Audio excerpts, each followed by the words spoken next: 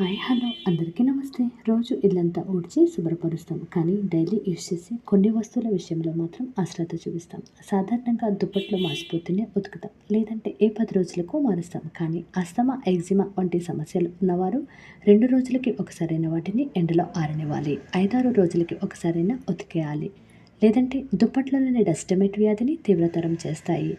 గలీబీలను తరచూ ఉతుకుతాం, కానీ దీంట్లోని మాత్రం ఉతకడం సాధ్యం కాదనుకుంటే వాటిని ఎండలో 5-6 గంటలను ఆరనిస్తే సరిపోతుంది. పరుపులు మురికి అవ్వకుండా కవరు తప్పనిసరి. వీటిని వాక్యూమ్ సాయంతో శుభ్రం చేయొచ్చు. ఆపై బేకింగ్ సోడా నీళ్లు కలిపిన మిశ్రమంతో ముంచిన స్పాంజితో మొత్తం తుడిచేయచ్చు. కార్పొరేట్లని సంవత్సరాల తరబడి ఉతకకుండా అలానే వదిలేయద్దు. కనీసం ఏడాదికి ఒకసారైనా వాక్యూమ్ క్లీనర్ సహాయంతో శుభ్రం చేస్తే సరిపోతుంది.